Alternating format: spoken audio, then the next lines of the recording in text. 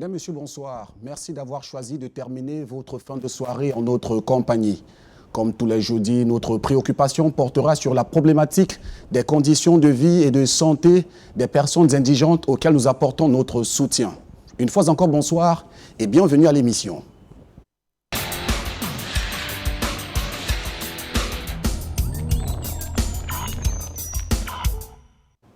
Regard social de cette édition vous propose un entretien avec des experts de santé sur une pathologie qui touche un enfant sur 10 000.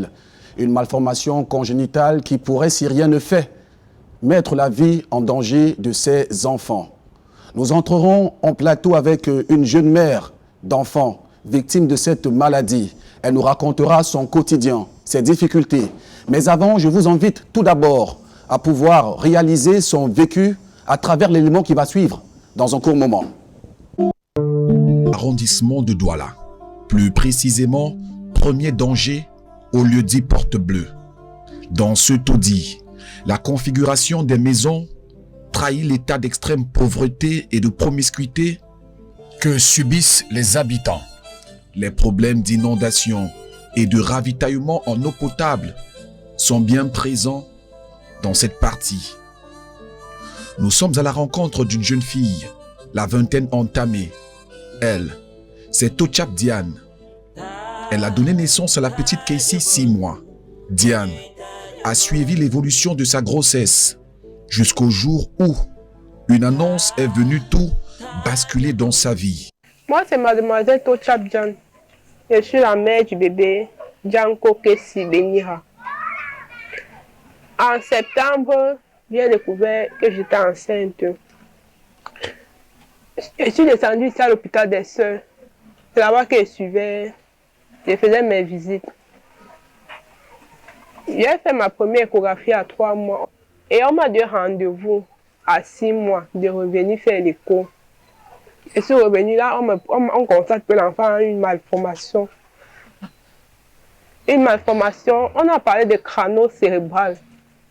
Qu'on ne peut rien faire dans le ventre, que c'est quand l'enfant, quand il va accoucher, avant qu'on va voir. Bien qu'ils m'ont dit ça, je ne suis pas restée sur place. Le lendemain, je suis allée à l'hôpital Tergal. J'ai rencontré un gynécologue là-bas, il m'a refait l'écho. Il a vu là que c'est comme si la tête de l'enfant a venu que sans cerveau. C'est lui qui me demande de revenir encore. Il faut que son collègue confirme. Je suis revenue maintenant, le lendemain encore, j'ai fait. C'est lui maintenant qui m'envoie à la clinique de Poitiers. La clinique de Poitiers de Feu Rouge de Bessenguer. Faire l'écho là-bas. Je suis allée, j'ai fait l'écho, je suis rentrée avec les résultats. Ils ont vu. Ils m'ont même prescrit les médicaments. Les faits, que je prenais. Je pensais que ça devait changer, mais rien. Ensuite, j'ai pris les médicaments jusqu'à terme. Quand j'accouche maintenant que l'enfant, on dit que l'enfant est sorti avec une malformation. Et on m'a dit qu'on ne fait pas ça ici. Que si c'est que je veux soigner l'enfant, c'est qu'on ne fait pas ça ici au pays. C'est ce qu'on m'a dit là-bas. Ils m'ont prescrit le scanner. J'ai même fait le scanner. On est parti là-bas, interpréter les salles dépassées. Ils m'ont envoyé à Généco avec les résultats là. Hôpital à Yassa. Je suis allée là-bas avec le scanner là pour l'enfant. Je suis arrivée là-bas. Je suis arrivée à la caisse, j'étais à l'accueil là-bas. J'ai dit qu'il voulait voir le gynécologue pour l'enfant. On me dit qu'il n'est pas là. Il est hors du pays, il est en congé. On est de son numéro, on l'a appelé. On l'a appelé, il n'a pas pris le téléphone, il écrit sur WhatsApp. Il dit que ce n'est pas lui qu'on doit voir, qu'on rentre encore à l'hôpital. Bébé Casey, l'embonpoint, est victime d'une malformation toute particulière. La partie supérieure de sa tête semble reposer sur une surface molle. Diane est une jeune fille orpheline, mère de 3 enfants. Elle se bat toute seule au quotidien pour pouvoir élever ses gosses. Le cas de bébé Casey va la mener à parcourir des hôpitaux à la recherche d'une solution. Sans activité et ex-étudiante, Diane n'a pas de soutien financier venant des membres de sa famille. Je suis encore rentré à l'hôpital là. Depuis que j'ai accouché, je ne dors pas. Ils sont en train de monter, descendre avec l'enfant. Ils sont allés à l'hôpital. La femme qui m'a encore vu là-bas m'a dit ceci, elle m'a dit que... Elle me donne encore notre numéro seulement qu'on appelle telle personne. Parce que le cas de l'enfant, c'est on a rencontré un néo-chirurgien pour cet enfant. C'est là alors que j'ai pris, je suis quittée. Je suis venue voir ma maman, c'est là que, ouais, maman, voici, je suis dépassée, je ne sais même plus quoi faire. Et je suis ici avec les enfants. Je suis ici avec les enfants, ils me débrouillent ici avec les enfants. Bon, on a la peine, à peine on mange et tout ça. Et je ne fais même rien. Le troisième enfant. Les autres sont bien passés, mais je ne sais pas pourquoi celle-ci est venue comme ça. Rien qu'à l'hôpital, j'ai accouché à l'hôpital, on m'a hospitalisé là-bas, on a mis l'enfant néonat.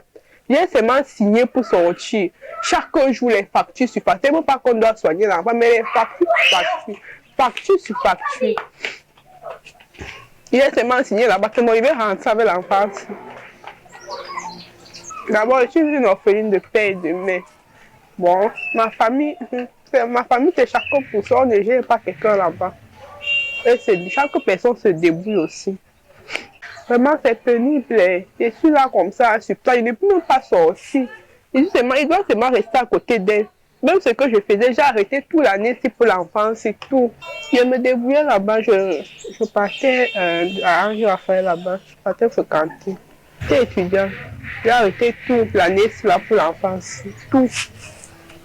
Le voisinage de Touchap Diane connaît les réalités de son quotidien, les problèmes auxquels elle fait face, le poids de ce malheur qui l'accable. Moi, c'est Madame Takou. Je suis la voisine de Diane. Nous sommes au quartier, nous vivons ensemble depuis. Elle est à moi comme une petite sœur. Elle n'avait pas de problème jusqu'à ce qu'elle tombe enceinte de cet enfant. Et pour ce qui concerne les visites, je pense qu'elle s'est débrouillée à faire les visites comme n'importe quelle mère. Elle a vraiment fait ce qu'il fallait. Et puis, depuis qu'elle a accouché cet enfant, l'enfant est sorti comme ça. Vraiment, moi, je suis très soucieuse par rapport à elle. Elle ne dort pas. C'est une petite fille. C'est nous qui l'aidons même souvent à porter cet enfant pour qu'elle essaie de se reposer. Et puis, l'enfant pleure beaucoup la nuit. Elle ne se repose carrément pas. Et vraiment, moi, ça me dérange beaucoup. C'est une mère d'enfant. Elle ne ressemble pas à une mère d'enfant parce que l'enfant ne lui laisse pas dormir. Et c'est une petite fille, c'est une orpheline. Quand nous, on a constaté ce quartier, c'est nous qui l'avons demandé d'aller vers Regard Social parce que nous savons que c'est une émission qui aide beaucoup les gens. On fait beaucoup de choses là-bas. Et puis, elle est partie. Grâce à Dieu, on a pris son cas en main et on est venu l'aider. Elle a vraiment des difficultés à manger parce que c'est une orpheline. Elle a 3 enfants à sa charge, 2 qui sont en santé et 1 malade. Vous savez, quand une mère a un enfant malade, elle ne peut vraiment pas vivre. Elle ne vit presque pas. C'est nous qui l'aidons même souvent à lui donner de quoi manger. Elle n'a rien. C'est une orpheline, elle n'a personne. Elle n'a personne qui peut l'aider. Donc c'est la raison pour laquelle elle a tendu la main vers Equinox Télé pour qu'on puisse lui venir en aide. Elle n'a rien. C'est nous qui l'aidons souvent parce que nous-mêmes, on n'a pas assez. C'est nous qui l'aidons aussi souvent avec le peu qu'on a pour qu'elle puisse survivre avec ses enfants. Et c'est nous qui l'aidons souvent à arrêter l'enfant là pour qu'elle puisse essayer de se reposer. Elle ne peut pas sortir. Elle ne peut rien faire parce qu'elle est un enfant malade. Elle ne peut vraiment rien faire. L'enfant pleure carrément toute la nuit. L'enfant pleure toute la nuit et elle est là. Elle est là avec l'enfant. Vous connaissez une orpheline. Elle pense à tout ça et puis ça ne peut pas donner. Ça ne peut vraiment pas donner. Moi, c'est Madame Baye. Je suis la voisine de la mère du bébé que voici Diane. Donc, nous vivons dans ce quartier comme une famille, quoi. Elle est pour moi comme une sœur, je peux dire, puisque quand elle veut sortir, c'est à moi qu'elle laisse ses enfants. Donc, nous sommes là la famille. Et elle était toujours souriante. Et depuis qu'elle a enfanté cet enfant, elle a perdu directement son sourire. Elle est pâle, triste, pensive. Elle ne dort plus. Donc, elle est toujours perdue. Elle reste comme ça là. Tu te dis qu'elle avait toi. Donc, qu'elle réfléchit trop, non? Qu'elle est loin, quoi. Jusqu'à on dit que mais c'est quoi avant qu'elle revienne. Elle n'est plus en elle, elle est perdue. Elle est vraiment troublée. Cet enfant lui dérange beaucoup trop. Le désespoir qui envahit Diane l'a recroquevillée. Elle passe ses journées dans les pleurs et prières. Sa vie désormais tourne autour de la santé de sa fille Kessie. Elle croit fort à la toute-puissance de notre chaîne de solidarité et nous confie le sort qui est le sien, le sort qui est celui de sa fille. Donnons à ce bébé la chance de pouvoir grandir comme tous les autres. Il y a ma mère ici en bas qui m'a dit que ouais, qu'avec l'enfant, si on a rejoint l'enfant, si on ne dort pas, qu'il faut que j'aille à Regard Social, qu'elle suit l'émission là, chaque jeudi. Et je pars là-bas avec l'enfant, je ne vais pas présenter l'enfant. Je demande aux gens de bonne volonté de me venir en aide. Parce que comme j'ai déposé mes dossiers là-bas, moi je ne dormais pas et on poursuivait les choses avec l'enfant aussi. On a rencontré une personne là-bas. Il nous a dit que l'enfant doit suivre, on doit intervenir sur elle 2 fois. On doit intervenir sur elle 2 fois. Et parce que c'est un bébé, elle risque de beaucoup saigner. Le montant qu'il nous a donné là-bas, il a dit que comme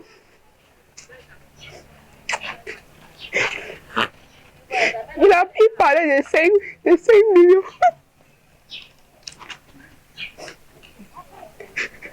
Moi, j'ai la tête de l'enfant aussi. Pardon, j'ai pris tout ça. De me venir en aide, pardon. Je vous en prie. Depuis qu'il a accouché cet enfant, je ne dors pas. Je suis en train de réfléchir comment faire et tout et tout. Moi, en tant que mère d'enfant, je demande aux hommes de bonne volonté, pardon, de lui venir en aide, d'aider cette innocente. Il faut qu'ensemble on l'aide. Donc nous prions, nous pleurons, nous demandons les gens de la diaspora, tout le monde entier de venir en aide à cette petite orpheline afin qu'elle puisse trouver, afin que le bébé puisse trouver sa guérison, qu'elle puisse trouver la paix du cœur, pour avoir la force de regarder les autres enfants qu'elle a. Nous demandons vraiment à tous ceux-là de lui venir en aide.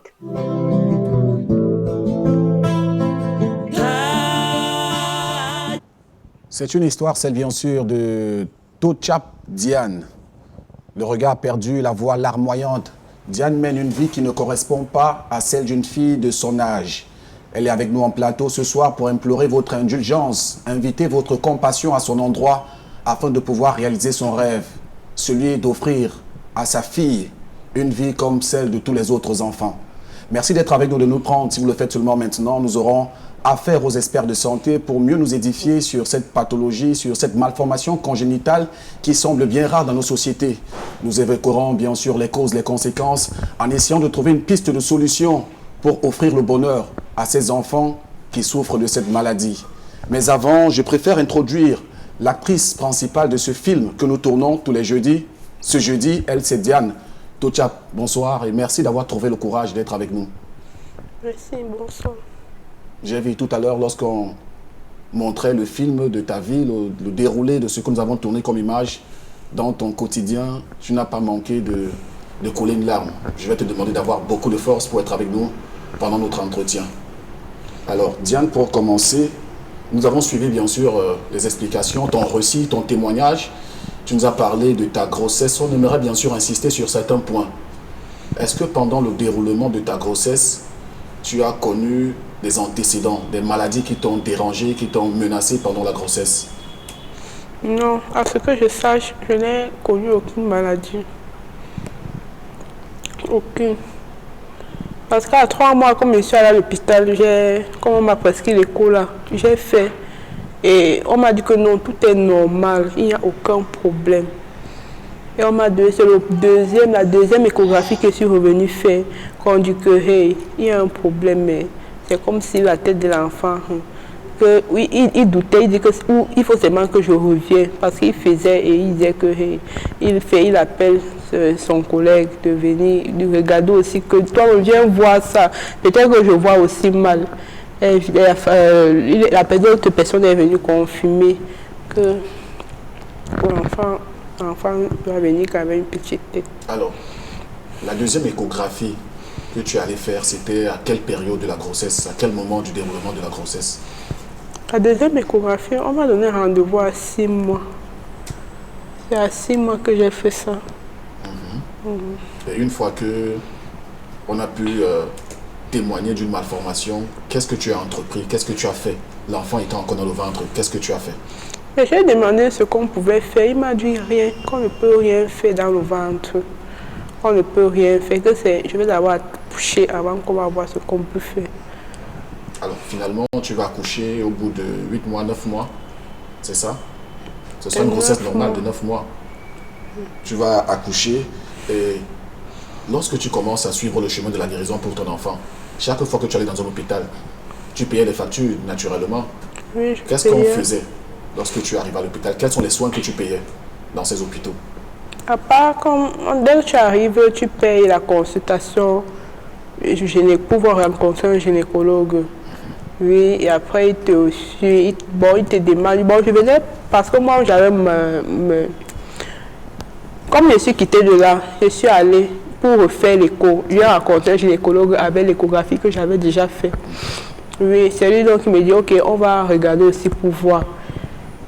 Il regarde, il dit que c'est toujours la même chose. Il m'envoie dans un... c'est lui-même qui m'envoie à la polyclinique de Poitiers, de Feu-Rouge Bessengue.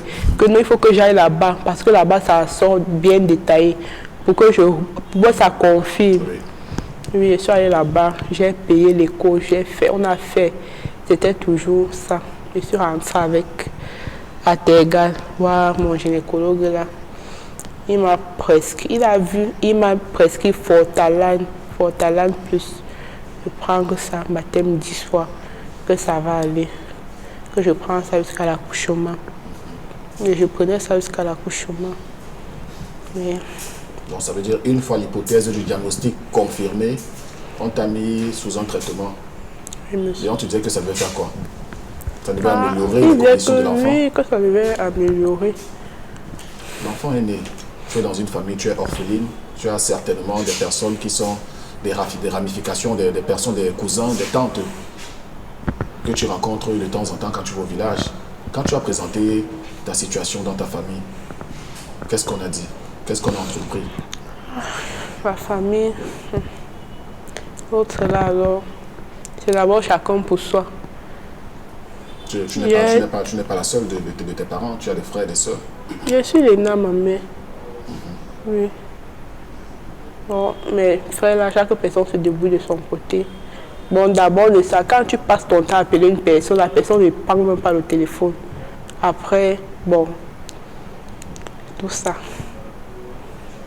Tout à l'heure, nous avons écouté, nous étions sur le terrain, nous avons écouté tes voisines nous parler de la vie chez toi, comment tu as pris un coup dans la vie, tu n'arrives plus à sourire comme les autres mamans de ton quartier. Est-ce qu'on peut dire que l'enfance, pour toi, c'est tout pour toi? En tant que mère d'enfant, tu as enfanté de cet enfant. Est-ce que tu as la certitude que cet enfant peut retrouver la guérison? Oui, j'ai la certitude que cet enfant peut retrouver la guérison. Parce que être avec un enfant comme ça, vraiment, c'est pénible. C'est vraiment pénible. Je ne peux rien faire. Rien du tout. Je le dis parce que dans ton commentaire tout à l'heure, tu nous as fait comprendre que on t'a dit que si ce n'est pas ici, ce sera peut-être à l'étranger la meilleure solution. Si tu es venu par ici, c'est parce que tu sais qu'il y a un espoir et que cet espoir existe à travers Regard Social. C'est ça?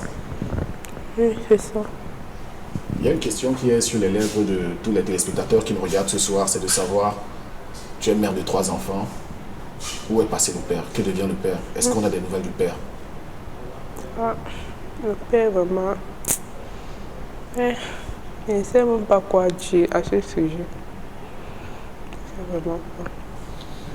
Merci de nous retrouver si vous le faites maintenant. Ce soir, nous nous intéressons à un enfant d'une pathologie d'un autre genre. Un cas qui est bien pas très commun à nos habitudes, à ce que nous avons pour commodité, pour habitude de voir dans notre vécu. C'est un enfant aujourd'hui qui a 6 mois et qui est le souffle de vie de sa mère. Elle a tout perdu comme espoir et ce soir elle présente cette situation devant nous. Merci de contribuer, de nous envoyer vos donations, vos dotations qui pourront aider à donner un autre sourire, une autre vie à cette mère, jeune mère d'enfant. Elle aussi, elle est déjà orpheline, comme beaucoup peut-être parmi vous. Nous allons entrer en entretien dans un court moment avec nos experts. Nous aurons le docteur Satchoua, qui est chirurgien pluridisciplinaire. Nous aurons également le pédiatre docteur Pierre Chami qui vont nous accompagner dans notre échange. Mais avant de définitivement quitter Diane, Diane, tu as certainement un message qui te tient à cœur que tu aimerais adresser à ces millions de téléspectateurs qui nous regardent ce soir. Tu vas regarder cette caméra et adresser ton message. Déjà, je prie les âmes de bonne volonté de m'aider financièrement et spirituellement aussi pour la guérison de cet enfant. Parce que là, actuellement, je ne sais même plus quoi faire. Je suis dépassée. Je vous en supplie. Voilà, vous avez écouté le cri de détresse de Touchap Diane. Elle a trouvé le courage de venir présenter sa vie parce que pour elle, celle de sa fille vaut encore mieux. Merci de contribuer et de donner tout ce que vous avez, car qui donne, comme j'ai pour habitude de le dire, prête à Dieu. Ils sont présents en plateau avec nous. Docteur Satchoua, bonsoir et merci d'être avec nous une fois de plus à ce rendez-vous. Merci, monsieur. Abanda. Voilà. Je suis un habitué du regard ce soir, du regard social. Le docteur, ce sera avec ce micro-là. Je crois qu'on va refaire ça. Ça ne fonctionne pas. Non, ça va, ça fonctionne. Ça fonctionne. Ah bon, ok. Mais il y a une chose. Il y a un fait qui m'intrigue un peu. Parce que la méthodologie de présentation de cas nécessite quand même que ceux qui sont sur le plateau soient imprégnés à l'avance de ce qu'il y a comme problème. Le confrère, je ne sais pas qui c'est, qui a examiné cet enfant, normalement devait être présent et qui se prétend être capable de pouvoir opérer cet enfant. Il devait se présenter pour donner un bref aperçu de ce qu'il a vu et de ce qu'il pense faire, la technique et tout ça. Parce que nous venons à cette émission comme des spectateurs, nous ne sommes pas imprégnés du problème réel, donc vous attendez. Nous faisons un effort pour chercher à comprendre. Mais avant qu'un médecin ne puisse dire quelque chose normalement, il doit être imprégné de la chose par un examen clinique préalable, une information préalable, et ce qui n'a pas été mon cas. D'accord. Et quand vous me passez la parole, je suis un peu embêté. Si n'était pas que j'étais un médecin complet, je serais perdu. D'accord. Je dirais aussi à votre suite que j'ai essayé de vous joindre, on a parlé par téléphone. Vous n'avez pas demandé plus de détails, sinon je vous les aurais envoyés comme j'ai fait pour le docteur Chami. J'aurais pu vous envoyer les détails de l'information de la maladie, mais vous m'avez déjà confirmé votre présence. Si vous donnez même les détails, le médecin qui l'a examiné devait être ici. Malheureusement, nous n'avons pas pu l'avoir. Parce que c'est nécessaire, parce que ça incombe sa responsabilité de ce qu'il fera. C'est une question de méthodologie de travail. Parce que nous pouvons avoir des idées divergentes, insuffisantes par rapport au problème, parce qu'on n'a pas été. Vous allez me parler au téléphone que l'enfant a tel problème. Vous n'êtes pas médecin pour pouvoir me décrire les choses. Non, j'étais à même de vous envoyer au téléphone, on va avancer sur ce débat. Et au téléphone, s'il vous plaît, laissez-moi parler, parce que c'est pour améliorer notre compréhension et notre démarche pour porter secours aux malades. C'est une question de déontologie et de technique professionnelle. Bon, c'est notre domaine. Si le problème de l'enfant se pose, et celui qui dit qu'il va l'opérer, la dame n'a pas dit où, qui et où. C'est très important pour nous de savoir. Alors moi, je vais revenir à titre de rappel pour dire que, comme tous les médecins d'ailleurs, nous on envoie toujours au dossier médical les photos de l'enfant. Donc pour votre cas, cela n'a pas été parce qu'on a de confirmation que vous serez là sans autant prendre connaissance du cas. S'il vous plaît, attendez une seconde. Ce n'est pas là le problème. Oui. C'est que le médecin qui a vu l'enfant et qui veut prendre en main l'enfant devait être ici avec nous, quelle que soit la raison. Sinon, il ne fallait pas qu'on présente, excusez-moi papa, qu'on présente un cas que nous ne connaissons pas et que c'est lui qui l'a reçu. Je vois l'enfant avec un coup de médecin, je sais très bien qu'elle a un problème au niveau du crâne. Et ça a un nom. Mais là, on a parlé de scanner ici. Mais le scanner, nous n'en savons même rien. Donc nous allons bavarder sans être très précis. D'accord, on va évoluer. C'est vrai qu'on va peut-être spéculer sur le cas, mais très souvent lorsque nous apportons un cas qu'on présente bien sûr en place publique sur ce plateau, ce sont des cas que nous orientons vers nos spécialistes. Ça veut dire ces personnes qui sont à même nous allons parler dans la direction des parents. Nous avons nos spécialistes avec lesquels nous travaillons, nous avons des cliniques avec lesquelles nous travaillons. C'est vers ces cliniques qu'on oriente très souvent nos cas. Ça, c'est pour la bonne gouverne de tout le monde et de chacun. Docteur Tchami Pierre, merci d'être là et bonsoir. Bonsoir, M. Abanda. Vous êtes pédiatre, vous nous faites l'amitié d'être là ce soir une fois de plus. Oui. Alors, d'entrée de jeu, vous avez écouté le récit autour de la vie de cette mère, de cet enfant. Qu'est-ce que ça vous fait, vous, en tant qu'être humain, en tant que père d'enfant? En tant que père d'enfant, en tant qu'être humain, c'est gênant, c'est ahurissant. Je comprends les difficultés de cette jeune maman. Je comprends ce qu'elle doit vivre au quotidien avec son bébé. Parce que c'est un bébé qui ne peut pas encore être indépendant. Et la maman doit être au quotidien, déjà avec les autres bébés, il faut déjà qu'elle soit présente 24 heures sur 24 autour de son bébé. Et pour revenir donc justement à cette pathologie, il s'agit ici d'une microcéphalie. À ne pas confondre avec une anencéphalie. Parce qu'a priori, dès que j'ai regardé les images, j'ai pensé à une anencéphalie, c'est-à-dire qu'une absence de l'encéphale. Mais là, à force de palper le bébé, dès que je l'ai vu tout à l'heure, j'ai compris qu'il s'agit donc d'une microcéphalie. Parce que le crâne du bébé est formé, mais il est petit.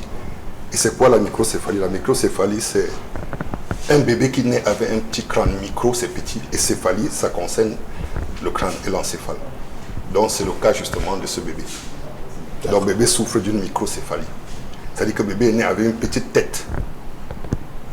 C'est ça la microcéphalie. D'accord. Alors, docteur Sachoua, qu'est-ce qui nous permet avec exactitude, si vous êtes bien sûr d'accord sur le diagnostic, vous avez peut-être quelque chose à rajouter, qu'est-ce qui nous permet de dire que nous sommes dans une malformation congénitale, avoir ce bébé? Si c'en est une, Merci. Je vais d'abord dire, je ne suis pas très d'accord pour ce qu'il a dit, parce que je n'ai pas eu à examiner l'enfant.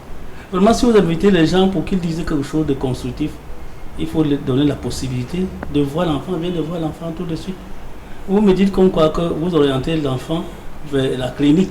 Docteur Sachoua, on va avancer, c'est pas le débat. Mais non, je veux, attendez, s'il vous plaît. Si j'ai à répondre, il faut bien que je possède certaines informations. Je ne les ai pas. Je connais parce qu'en regardant l'enfant, je sais ce qui se passe. Le confrère a eu à examiner l'enfant, mais je ne l'ai pas examiné. Le crâne est petit, c'est tout à fait évident. Mais est-ce qu'il y a un cerveau à l'intérieur qui a une forme normale? C'est ceux qui ont vu le cliché scanographique qui peuvent en parler. Parce que tout ça, c'est important pour savoir quand on va faire l'intervention, dans quel but faisons l'intervention, faisons-nous l'intervention. C'est pour arriver à quoi? Et quelle est la technique opératoire qu'il faut adapter? On en viendra, ça ce sera dans la prise en charge. Alors, docteur Sachoua, vous n'êtes pas d'accord avec le diagnostic posé tout à l'heure? Non, je ne dis pas que je ne suis pas d'accord. Je suppose que c'est juste. Oui. Parce que sincèrement, mon frère, je suis un homme de science, je ne fais pas la politique. Je suis un homme de science, c'est-à-dire qui ne veut que dire que la vérité. La médecine, c'est la vérité.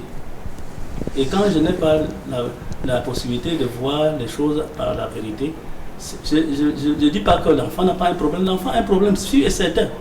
Mais je dis tout simplement qu'il y a une façon de nous aider pour qu'on puisse mieux s'exprimer. Allons sur la base des spéculations. Lorsqu'on voit ce genre de malformation crânienne, qu'est-ce qui peut sortir de là, découler aussi à l'observation peut-être, en faisant un diagnostic peut-être clinique, qu'est-ce qu'on peut dire que l'enfant peut avoir, puisque nous sommes dans les spéculations? Oui, déjà, quand on voit, si la maman enlève le petit chapeau que l'enfant a, on voit que l'enfant n'a pas la voûte crânienne bien développée, bien bombante comme pour tout le monde. Elle a un développement de la tête qui s'arrête presque au ras de la mâchoire supérieure. Donc la voûte n'a pas été développée pendant la grossesse. Ça c'est une chose. Et c'est tout à fait évident. Le scanner, le confrère a peut-être vu s'il y a les os qui sont déjà soudés. Si les os sont soudés, ça nécessite une technique opératoire particulière. Ça, c'est pas. Bon, maintenant, en ce qui concerne vraiment les causes de la maladie de cet enfant, il faut bien qu'on revienne à la recherche de la cause de la maladie de cet enfant. Il y a des maladies malformatives qui sont contractées par les mamans et qui affectent directement l'enfant, comme la rubéole. Il y a bien d'autres maladies, je n'entre pas dans le pédiatre peut bien connaître cela. Mais il y a aussi, quand je vois ici à la télévision, je vois l'environnement dans lequel cette famille vit. Vous n'avez pas appris ce qui s'est passé en Amérique du Sud concernant les pesticides qu'on met dans les plantations, qui ont donné des malformations terribles. Or, notre environnement ici, il y a des sociétés, des industries qui déversent des substances toxiques. J'en ai vu drainer jusque dans le plus profond de la ville. Et si par malchance, les parents côtoient ce genre de choses, ça peut apporter des problèmes. Sans oublier ce qui s'est passé lors de la catastrophe nucléaire de Tchernobyl, où les substances radioactives ont été dispersées sur tout le continent européen et a entraîné la contamination du sol avec les produits laitiers et agricoles que certains pays ont balancés chez nous ici en Afrique. Tous ces éléments-là contribuent, sans oublier, même dans les produits alimentaires que nous consommons, peuvent contribuer à la malformation. C'est un sérieux problème social, ce que je suis en train de dire là. L'environnement. Pourtant, ce sont des cas qui sont bien rares, si je me trompe, ce genre de malformation. Ça peut être là, peut-être parce que vous avez vu celui-ci. Nous pouvons savoir ce que les autres ont et qui ne se présentent pas ici. Peut-être parfois par honte, dans les villages, dans certaines régions où même avoir l'accès sur la route qui conduit jusqu'ici est parfois très difficile. Donc on ne peut pas dire que c'est rare. J'ai vu déjà beaucoup d'enfants qui ont eu, ce n'est pas seulement la microcéphalie, il y a la scaphocéphalie, il y a les hydrocéphalies, et ainsi de suite. La différence qui existe entre ces différentes malformations, parce que là nous sommes dans une micro, on suppose, nous sommes dans la supposition que ce soit une microcéphalie. Oui. C'est quoi la différence entre... L'hydrocéphalie, vous en avez vu? Oui. Les grosses têtes. La scaphocéphalie, c'est la tête qui est comme une hache. C'est-à-dire les bombements latéraux de la tête n'existent pas. La tête est comme je dirais, une patte qui a été écrasée sur ses deux bords. C'est ça la scaphocéphalie. Et tout ça, ça concourt à emprisonner le cerveau, comme dans le cas de cet enfant, et entraîner l'impossibilité de développement et même à la longue des problèmes de paralysie ou même de décès. D'accord. Alors, docteur Tchami, on reviendra à vous. Docteur Tchami, dites-nous, vous qui êtes pédiatre, à quel moment, lorsqu'on parle de malformation, très souvent les malformations de ce type sont visibles, les symptômes sont visibles, à quel moment du développement de la grossesse? Je vais dire d'abord que notre nourrisson n'a pas été en visite. C'est juste là que j'ai essayé de palper pour voir si le crâne est totalement fermé, pour différencier donc avec une anencéphalie. Parce que dans le cas de l'anencéphalie, le crâne n'est pas fermé et puis l'os du crâne, la voûte crânienne n'existe pas. Et parfois on peut même palper le crâne à partir de la peau. Donc ici, la peau du crâne s'est formée, le cuir chevelu s'est formé, et là il est fermé, il s'agit d'une microcéphalie. Donc la microcéphalie généralement est décélable à l'échographie dans le deuxième trimestre de la grossesse en moyenne. C'est pour cela que la première échographie, on lui a dit de revenir quand on soupçonnait. À la deuxième échographie, il y a eu confirmation. Donc, c'est congénital. Et cette anomalie se fixe dès le deuxième trimestre de la grossesse dans la vie fœtale. Ça dit quoi? Ça dit que le cerveau, à un certain moment du bébé, dans sa vie fœtale, a cessé de se développer. Et le crâne s'est refermé, s'est solidifié. C'est pour cela que le docteur Satou a demandé si le scanner s'il est solidifié ou pas. Ça se passe in utero, dans la vie utérine, oui. Et ça peut se passer aussi après l'accouchement. Donc vous savez que pendant la vie utérine, le fœtus, son crâne n'est pas soudé. Il est formé par des plaques et il est séparé devant par une fontanelle avant et une fontanelle arrière. Toutes ces plaques restent non soudées pour permettre au cerveau de grandir pendant la période pendant la période fœtale, pendant que le fœtus est dans le sein de sa mère, intra-utérine. Alors, si le cerveau ne grandit pas pour pousser ces plaques du crâne, le crâne peut se refermer. Et à ce moment, il comprime le cerveau. Le cerveau ne se développe pas normalement. Et le tube neural qui est chargé de faire développer la moelle épinière et le cerveau ne font pas normalement le travail. Donc le cerveau ne se développe pas. Il arrête de se développer et le crâne se referme. Je dis bien qu'un enfant peut naître avec un crâne normal et à un certain moment le cerveau ne se développe pas, le crâne se referme. À l'inverse, donc, comme disait Dr Sachoua, on peut avoir une macrocéphalie, c'est-à-dire que le crâne se développe, le cerveau se développe plus gros et repousse très vite le crâne. Et à ce moment, généralement, c'est dû à un liquide qui tourne autour du cerveau. Quand le liquide est abondant, le cerveau peut gonfler et pousser les plaques du crâne. Et à ce moment, on a une macrocéphalie. C'est-à-dire que le bébé a une tête très grosse. Voilà. Donc ça, c'est les causes de la microcéphalie que nous avons à côté de nous aujourd'hui. Alors, à suivre bien sûr le discours du docteur Tchami Pierre, on a comme l'impression que la maladie est décelable, mais est-ce qu'on peut à ce moment agir sur l'enfant pour qu'on n'arrive pas à ce stade aujourd'hui après l'accouchement? Je pense bien que la science n'a pas encore pu trouver le moyen de faire une intervention in utero, c'est-à-dire intervenir sur l'enfant pendant qu'il est dans la cavité utérine de la maman. C'est impossible. Si on comprend très bien ce que c'est que le développement du fœtus, c'est impossible. Donc, ceux qui ont dit qu'il faut attendre que l'enfant sorte pour qu'on voit, ils ont parfaitement raison. Maintenant, il faut voir, puisque l'enfant est déjà là. C'est pour cela que nous sommes ici actuellement.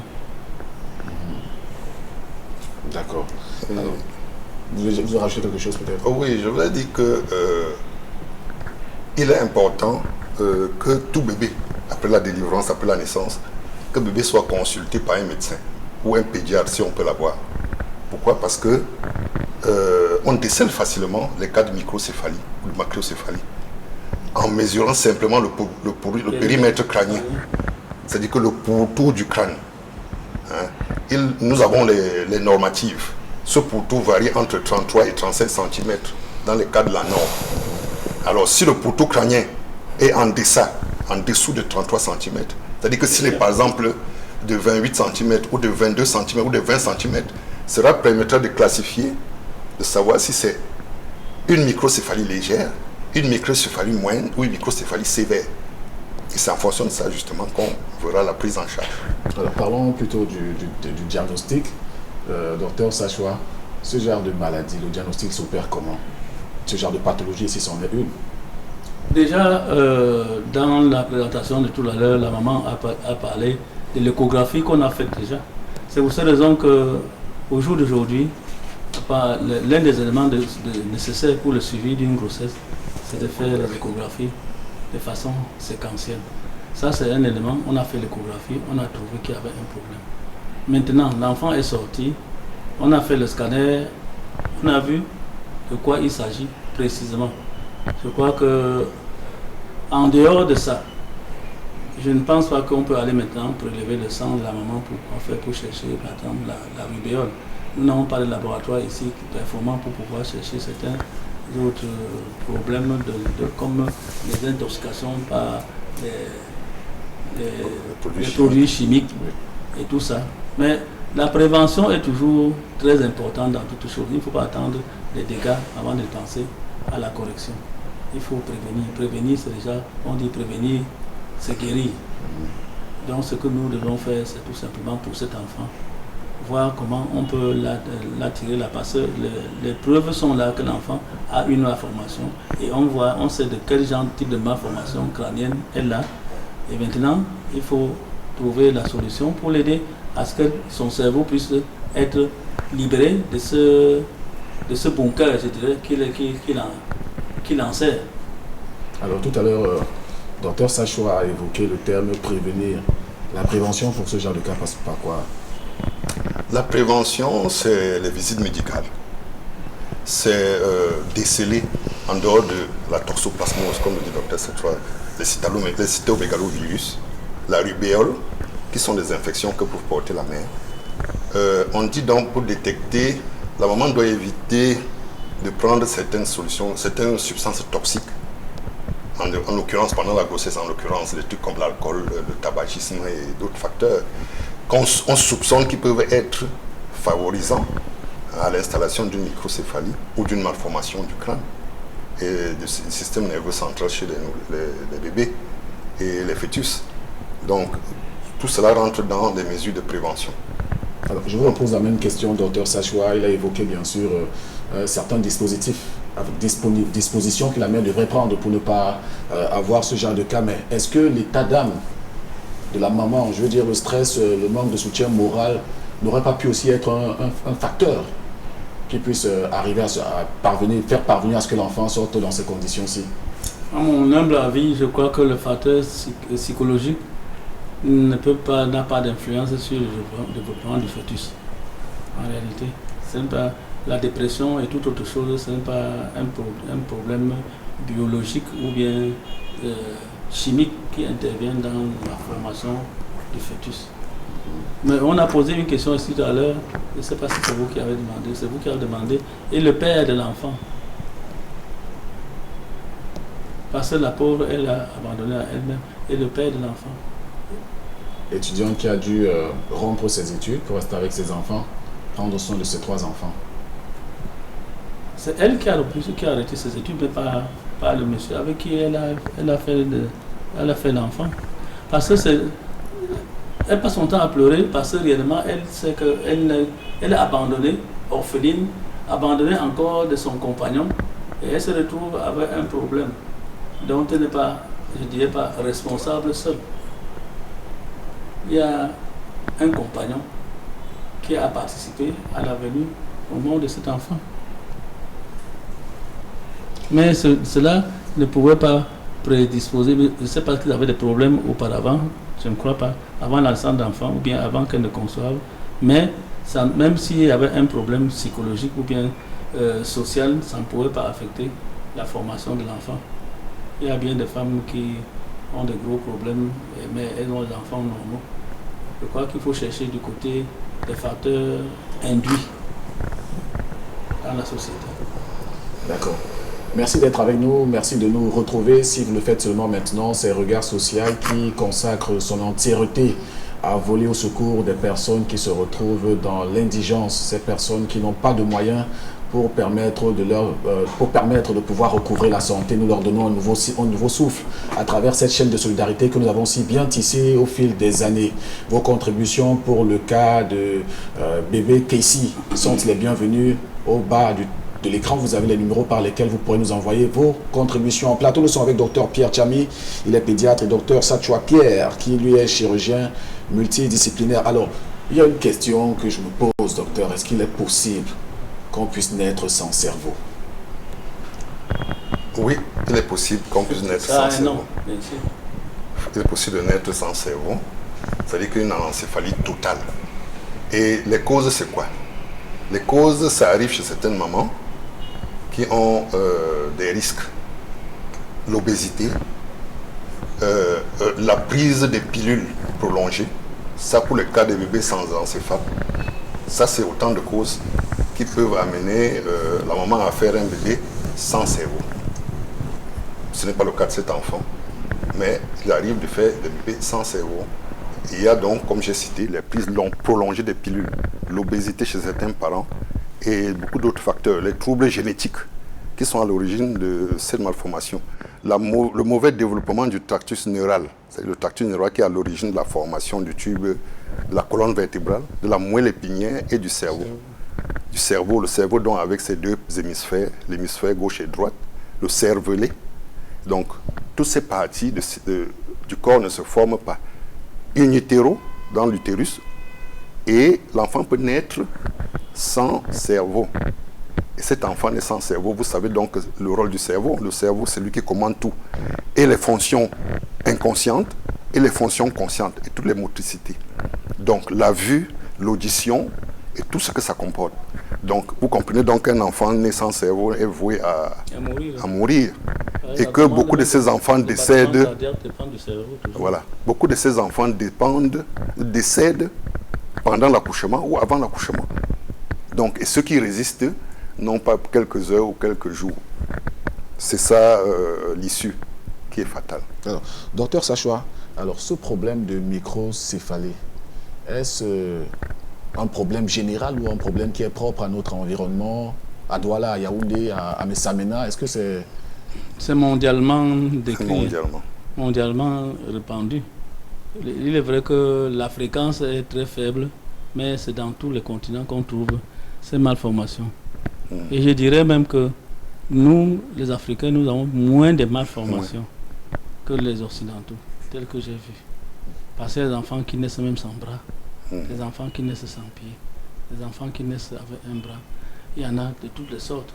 Parce que les manipulations, souvent provenant des produits chimiques,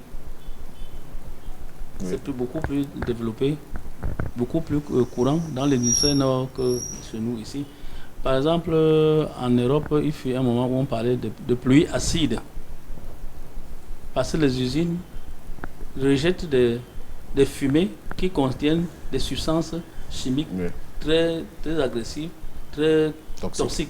Et alors, quand la pluie, par exemple, tombe sur la tête des gens et ces personnes ont la calvitie.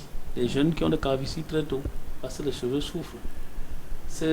Les usines sont plus... la densité des usines en Europe, c'est beaucoup plus élevé que ce que nous avons ici comme densité d'usines au mètre carré.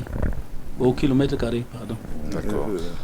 Quelque chose peut-être, docteur Cham. Oui, je disais, parlant de l'incidence dont vous parlez tout à l'heure. L'incidence est plus développée dans les pays dits développés que chez nous en Afrique. Aux États-Unis, c'est 0,05 pour 1000. C'est quand même pas mal négligeable pour les malformations. Et les malformations se développent aussi, comme le disait le docteur Sachoua, dans certains pays. Vous vous rappelez de la fameuse histoire de Tchernobyl en Ukraine, et qui s'en est suivi après des multiples malformations chez les nouveau-nés et les fœtus. Il a né de même depuis Nagasaki et Hiroshima au Japon, après la guerre.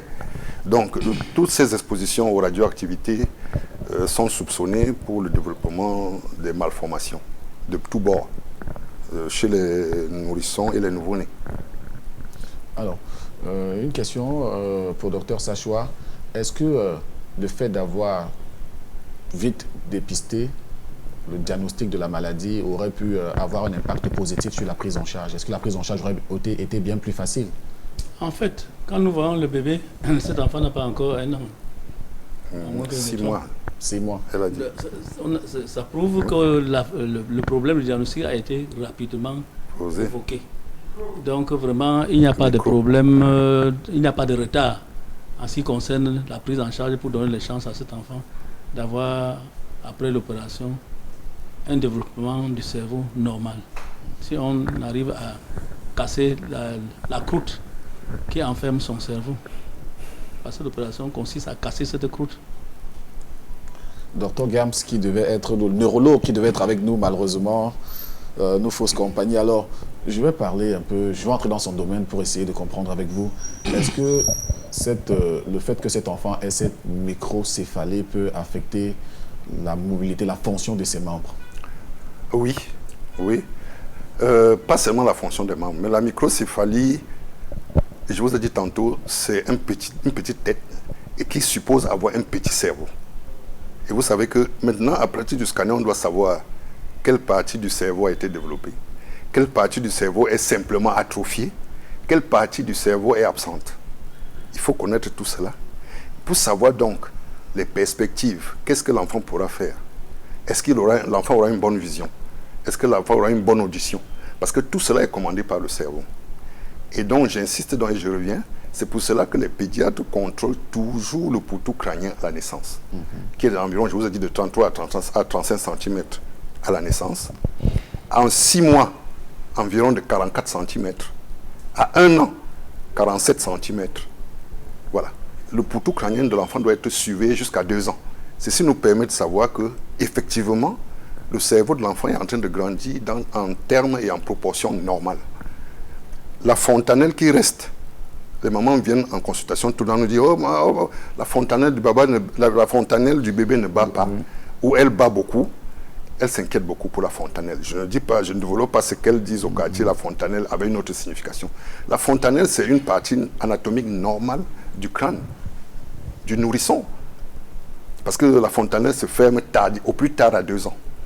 Et elle en existe deux, avant et arrière. Et il y a même des petites latérales. Ces fontanelles permettent donc au cerveau de se développer et au crâne de s'écarter en lui laissant l'espace.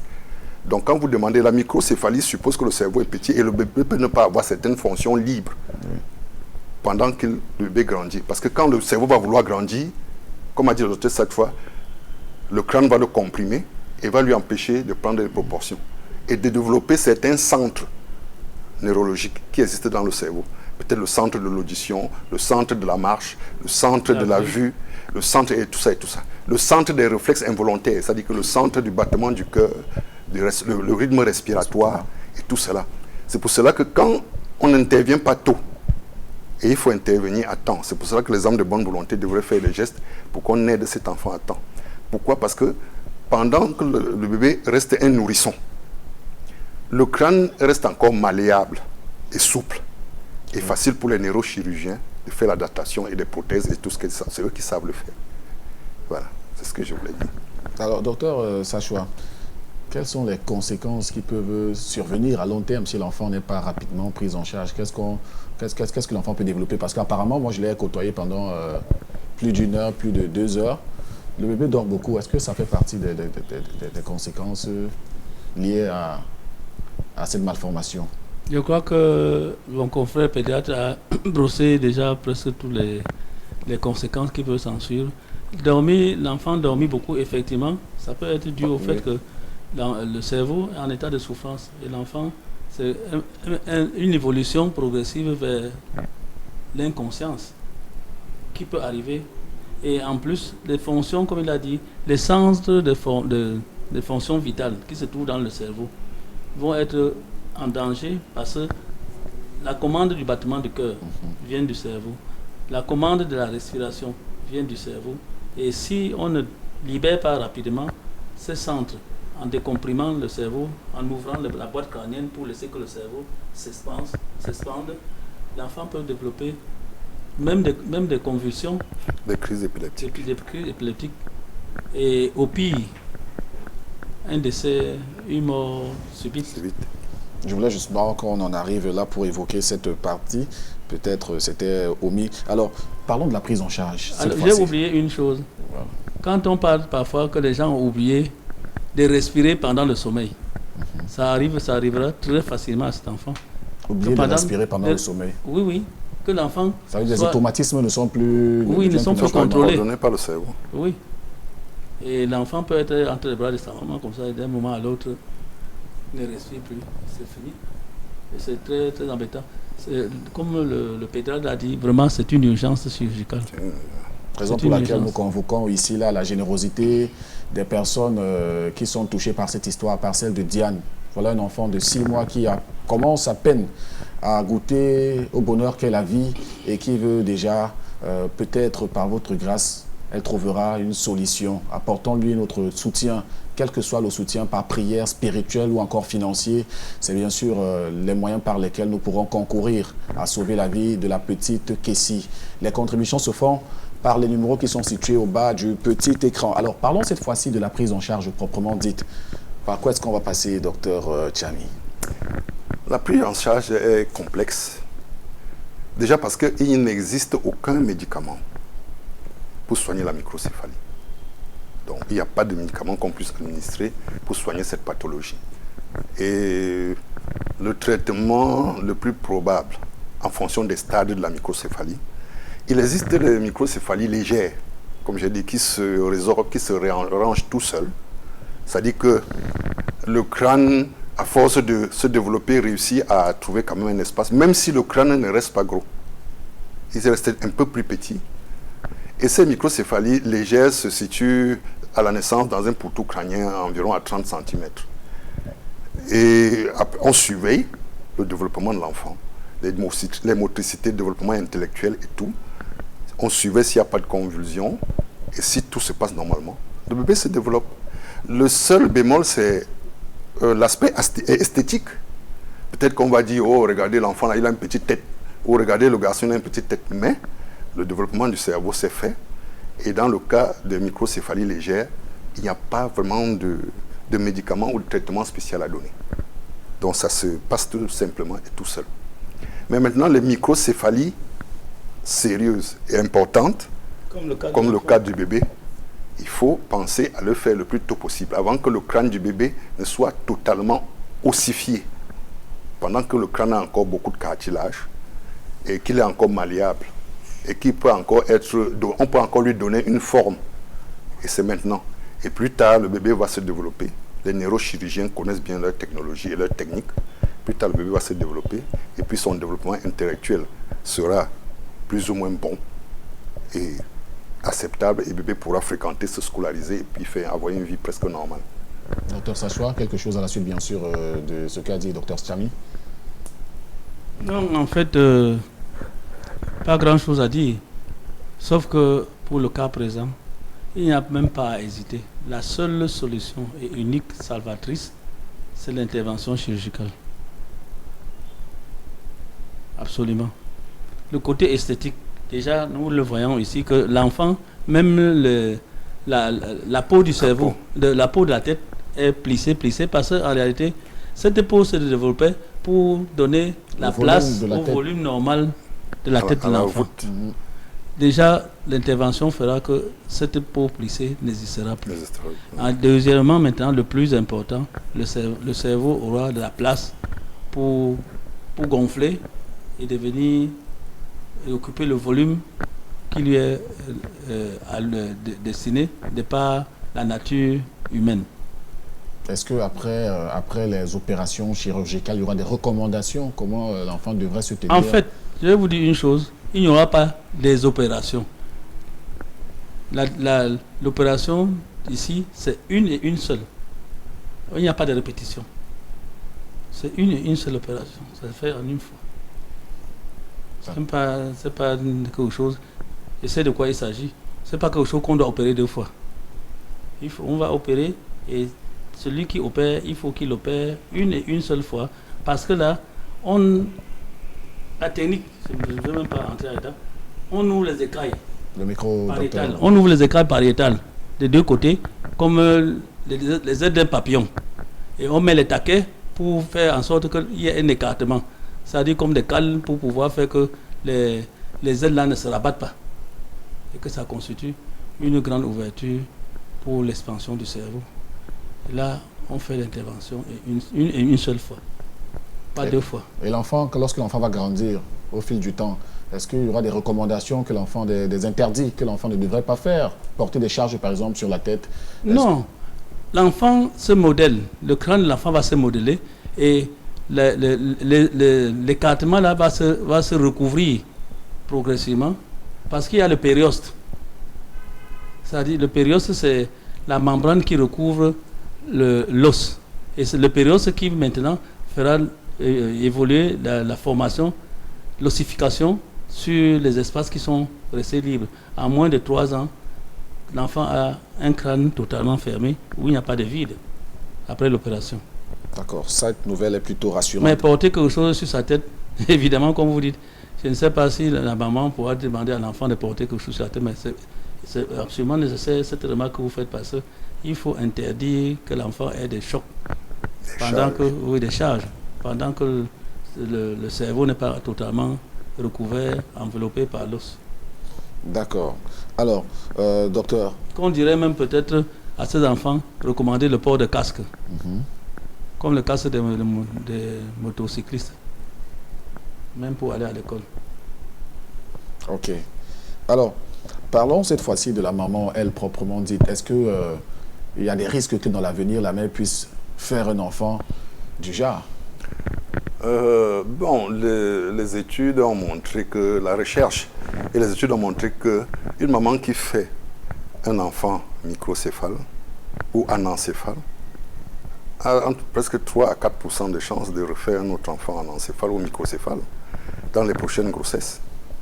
Donc, il est recommandé de bien surveiller et d'administrer souvent, dans les soupçons, de l'acide folique au moment avant la conception pour essayer de prévoir généralement ce genre de malformation du système nerveux central et du crâne.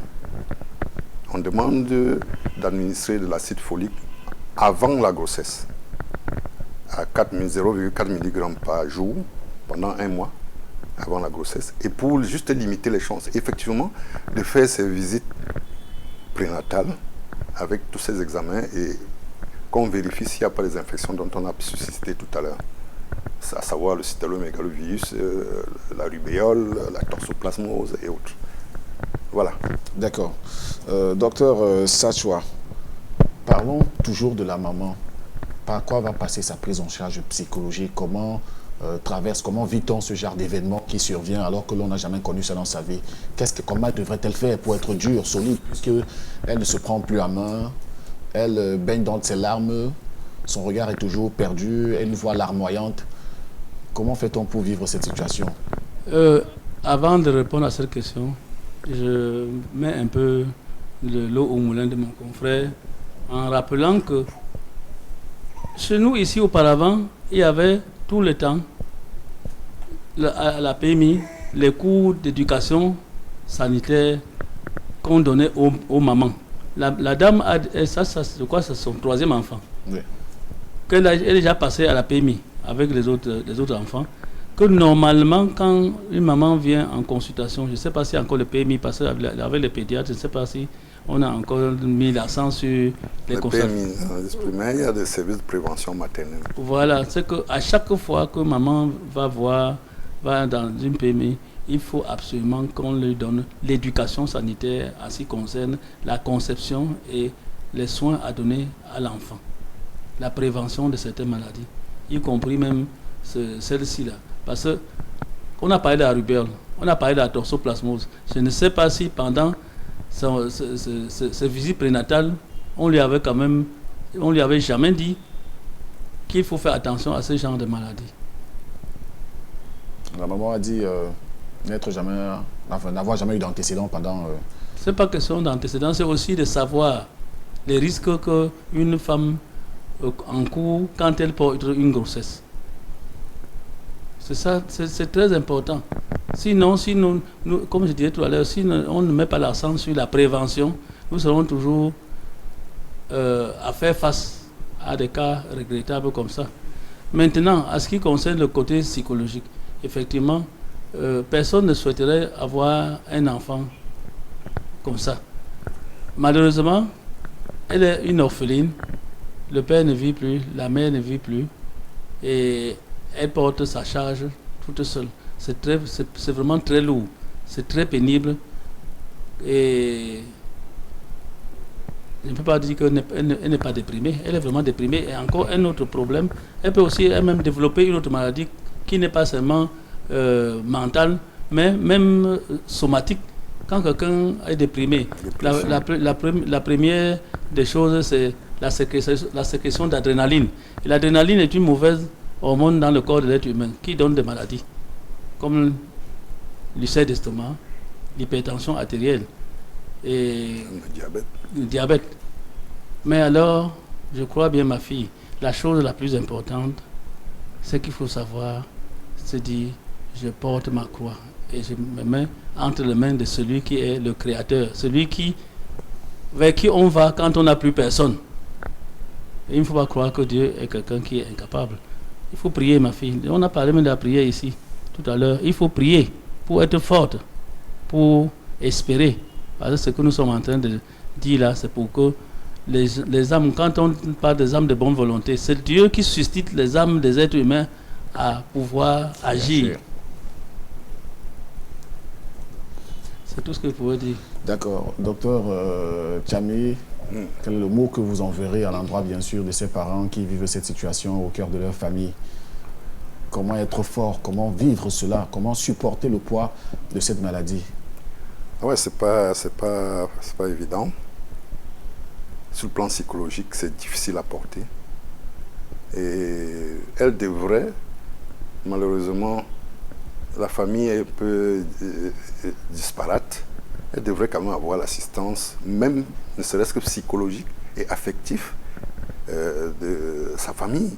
C'est très important. Parce que là, on est dans un cas où il faut soigner le bébé. Il faut aussi soigner la maman. Il faut un conseil psychologique. Il faut qu'elle ait des consultations psychologiques après cela. après même le traitement du bébé, il faut que la maman soit remontée, il faut qu'elle ait un moral. Il ne faut pas qu'on perde aussi la maman, comme a dit le docteur Sacha tout à l'heure. L'adrénaline n'est pas bonne, en grande sécrétion permanente dans notre organisme. Cette adrénaline peut créer d'autres pathologies chez la maman. Donc on est là devant un cas qui est urgent, qu'il faut que les hommes de bonne volonté vraiment fassent quelque chose pour que ce soit résolu le plus tôt possible, pour sortir et le bébé et la mère de cette impasse. C'est un peu ça la situation. Alors, l'urgence est signalée, les voyants sont au rouge. C'est le moment pour nous d'apporter notre contribution pour donner le sourire à cette famille, à cette mère d'enfant qui est en train de crouler sous le poids de la maladie que porte son dernier-né. Elle sait qu'ici, elle a 6 mois. Une belle boule d'énergie qui, malheureusement, ne bénéficie pas de toutes ses facultés pour grandir comme les autres enfants. Apportons-lui notre contribution, notre aide. Sauvons une vie. Donnons, car qui donne prête à Dieu. Les contributions se font par les canaux téléphoniques inscrits au bas du petit écran et vous pourrez naturellement aller regarder vos consultations, consulter la page de vos contributions sur notre plateforme Facebook à l'émission Regard Social. Merci d'être avec nous et surtout de contribuer. Dans cette deuxième partie, je vous invite cette fois-ci à nous à revisiter le quotidien d'un patient déjà qui était sur ce plateau. Lui, c'est Ecclésiaste, un enfant paralysé qui était le seul espoir de sa mère. Allons-y, à travers ce cliché, prendre des nouvelles d'Ecclésiaste et nous rappeler son histoire. C'est tout de suite et maintenant. Douala, capitale économique du Cameroun. Ici, nous sommes dans son 2e arrondissement, plus précisément à Newbel, Carrefour Casino.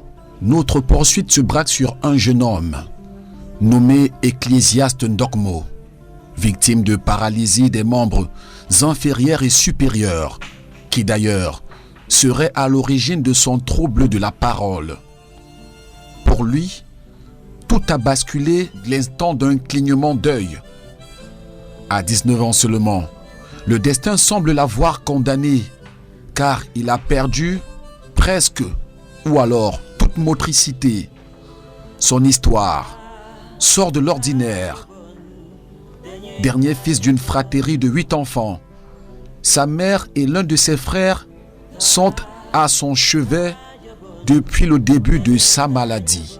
Je m'appelle Chimou Cécile. Je suis veuve de M. Lucas. Monsieur Lucas, j'ai 8 enfants. Moi, je suis le dernier enfant.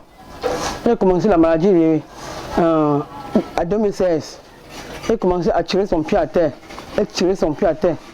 À 2017, elle tire son pied à terre. À 2018, donc ça l'a porté fort. Il fait un pas, il tombe. Il fait 2 pas, il tombe. Le 15 avril 2018, ça l'a porté, il est tombé à terre. Voilà son départ. Depuis ce temps-là, on le porte seulement. On le met dehors, on le lave. On le porte seulement, on le met dehors, on le lave. On rase sa tête, on taille ses ongles. Toujours comme ça, jusqu'à nos jours-ci. Il a déjà fait 6 ans de maladie. Et il a 19 ans. Je m'appelle Okwa Josué. Je suis le fils de maman Cécile. Le père est mort il y a de cela 9 ans aujourd'hui. Je suis le grand frère du petit qui est souffrant, Ndomo Ecclésiaste. Ça a commencé un matin. Il était au lit couché. Subitement, on le voit en train de sortir la salive. Donc il se circule le corps. Bon, on le dit, la main nous réveille maintenant. Nous, on vient, on le voit comme il est en train de se faire bouger le corps et la mousse sortait dans la bouche. Maintenant, on vient à côté de lui, on le regarde. On achète le remède, on le donne. Ça a calmé. Comme ça a calmé maintenant, un jour, il joue avec les enfants. Moi, je suis rentré, on m'a dit cela, qu'il joue avec les enfants. Il est tombé. Brusquement, avec la force, avec la pression comme un sac de bacabo. Mais la mère pas lui soulever. Il vient le mettre sur le banc. Maintenant, Comme ça fait comme ça, il marchait, il traînait le pied au sol. Il traînait le pied au sol. On reste comme ça, on le regarde, on dit que ça c'est quoi ça? Dans les premiers jours de la maladie, la famille va prendre cette anomalie comme un fait banal. C'est au fil du temps que l'amplification du mal va susciter chez les proches une inquiétude, d'où l'urgence de consulter. Le trajet médical va financièrement épuiser la petite famille. Quand c'était déjà grave sur lui, non, on l'a amené à l'hôpital Marie-Gauthier. Là-bas, on a payé seulement le carnet. Bon, on a payé les températures, ça va. On n'a payé rien fait. On l'a envoyé à Bonanjo, hôpital militaire à Bonanjo. Là-bas, on n'a rien fait. On l'a encore envoyé à Yassa. Là-bas, on dit qu'on va lui faire les scanners. Pourtant, il n'a pas tombé. Un jour maintenant, il ne marchait donc, il marchait à peine. On nous dit qu'on l'amène à Maria Goretti, à l'hôpital. On l'a amené. Dès là maintenant, on dit on va faire les examens sur lui pour voir s'il a la poliomyélite. On attend le docteur fatigué, le docteur ne vient pas. C'est là où moi-même j'étais fatigué. Je lui ai porté, je l'ai amené ici. Le lendemain, on est allé à l'hôpital de la garnison. De la garnison, on nous dit qu'on l'amène à l'hôpital gynéco de Yassa. On demandait ce qui s'est passé. J'ai expliqué comment ça s'est passé. Maintenant, on a dit que le problème vient du cerveau. Le problème vient du cerveau. Comme on nous dit comme ça là, on dit qu'il faut qu'on fait la radio, le scanner, non, pour voir comment ça s'est passé. Maintenant, avec les temps qui sont durs comme ça là, on n'avait plus l'argent, même plus 5 francs. Donc on n'a rien. On a dit plutôt que peut-être qu'on rentre à la maison avant de voir. Maintenant on est rentré. Ce cas va davantage troubler la famille au point où toute piste de solution sera explorée, notamment celle des tradipraticiens et marabouts qui donneront un autre diagnostic. On est parti chez les marabouts. Le marabout a dit que c'est quelque chose qu'on a seulement fait. Il a pris l'argent. Notre personne a pris l'argent. 60 000. Il n'a rien fait. Il est lavé. Après, il a dû le remettre. On est venu préparer. Il a bu. Une fois, on est encore parti. Prendre le remède. Venu préparer. Elle a bu. Ça n'a rien fait. 3 fois, 4 fois. Je ne suis pas parti. Notre personne on a encore repris la route chez notre personne. La personne a pris 40 000. Il a travaillé. Jusqu'alors, il n'a rien fait. La personne a dit qu'il faut qu'on donne 10 000. Il cherche la pâte de tortue. Il met sur ton genou et attache. On a donné. Jusqu'alors, il ne sera rien fait. De là maintenant, il y a encore une maman qui nous a dit qu'il y a un tradipraticien qui peut le faire marcher. On l'amène chez le tradipraticien. Le tradipraticien dit toujours que c'est le serpent qui a avalé son pied. Il nous dit comment on va faire. On donne l'argent, on l'amène toujours là-bas, on le porte, on l'amène là-bas. La première fois, c'est ma grand-sœur qui m'avait amené là-bas, chez un tradipraticien. Et elle reste au bloc 9, village. Sur le deuxième tradipraticien, le tradipraticien nous dit que c'est le serpent qui a avalé son pied et pour qu'il fait que l'enfant marche, il va chercher sur le pied de la tortue pour écraser et embaumer le pied. Jusqu'à il nous a toujours demandé l'argent.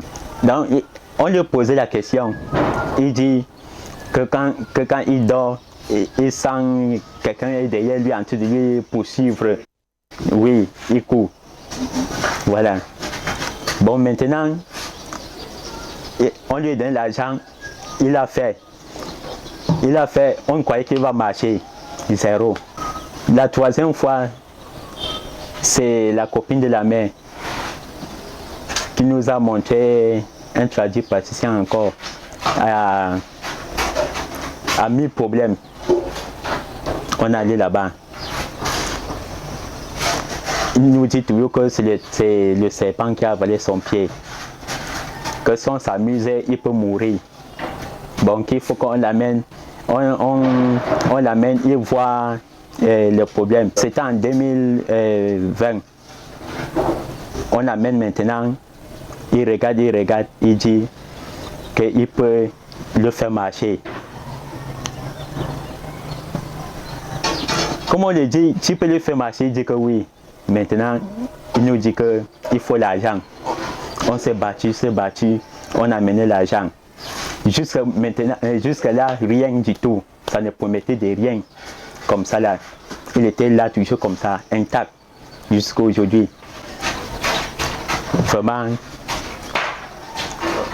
nous on n'a plus rien. On n'a plus rien. Vraiment, je supplie les hommes de bonne volonté de nous aider. Le quotidien de cette famille n'est pas aisé. Le secteur le plus usuel à Douala, dans lequel elle est plongée. Pour gagner le pari du quotidien, c'est un véritable chemin de croix. La maison, c'est pour moi. Moi, je ne loue pas. Bon, que mon mari m'a laissé. Voilà. Maintenant, moi, je vends des couches nylon, couches bébé, avec les chapeaux, les bains. Voilà. Les jours que je ne vends pas. Retour à l'antenne après, bien sûr, cet élément qui nous a fait revisiter l'histoire du petit ecclésiaste qui vit dans le 2e arrondissement de Douala. Ecclésiaste, un matin, il s'est levé, il a perdu la fonction de ses membres. On a fait allusion à une paralysie des 4 membres. Alors, docteur Satchoua, qu'est-ce que cela vous dit de voir un enfant qui un matin se lève et n'arrive plus à bouger? Comment est-ce que ça s'explique? Je crois que c'est un cas qu'on a déjà vu ici dernièrement. Ça peut bien arriver dans certaines situations, quand c'est les membres inférieurs, surtout chez les femmes, et parfois les femmes en état de grossesse, on pense à la compression d'une artère de la queue du cheval qu'on appelle le syndrome d'Adamkiewicz. Mais ici, pour cet enfant, c'est les 4 membres qui sont paralysés. Donc nous avons essayé de comprendre ce problème, que ça se trouve plutôt dans le névras, soit le cerveau, soit la moelle épinière, et qu'il fallait faire le scanner pour qu'on puisse voir en clair le problème. La seule chose que je peux dire, c'est qu'il ne faut pas qu'on pense que c'est une fatalité ou bien c'est la sorcellerie. La syringomyélie est une maladie qui est connue depuis longtemps, et ce n'est pas seulement chez nous ici. Les Blancs en développent. Comme je disais tout à l'heure à propos des malformations, les Européens, les Occidentaux battent le record vraiment des malformations et des problèmes de ce genre. Donc il ne faut pas mettre la sorcellerie dedans. C'est quelque chose qui arrive. Mais il faut savoir pourquoi c'est arrivé, où le mal se trouve. Parce que c'est en connaissant la localisation du mal qu'on peut arriver à l'extirper. Alors, est-ce que son type de paralysie peut engager son pronostic vital? Oui, bien sûr. Parce que chaque partie du corps est commandée par un nerf ou bien un complexe de nerfs. Donc, si par inadvertance, le problème est un problème qui est en train de laminer soit le cerveau ou bien la moelle épinière, c'est qu'il va arriver à un moment donné où la racine nerveuse C4 qui commande la respiration, l'expansion du diaphragme va être paralysée et il peut mourir comme ça d'arrêt respiratoire brutal. Est-ce qu'il est possible pour ce cas qu'il puisse retrouver les fonctions de ses membres? Sinon, est-ce qu'il pourra vivre dans cette condition? Je crois non. Après une prise en charge. Il faut dire, la prise en charge, il faut d'abord savoir quelle est la prise en charge à adopter. C'est ça le fondamental du problème. Si la prise en charge est bien menée, bien identifiée et bien menée, il peut retrouver la fonction de ses membres. Parce que dans le cas de syringomyélie, c'est-à-dire un trou à l'intérieur de la moelle épinière, on peut faire comme dans le cas d'hydrocéphalie. On draine et on envoie le liquide dans la cavité péritonéale et la moelle est décomprimée.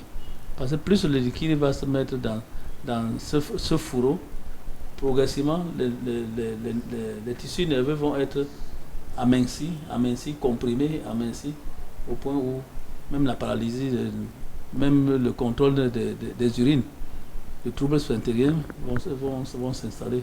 C'est-à-dire le manque de contrôle l'incontinence, manque de contrôle des urines et des selles.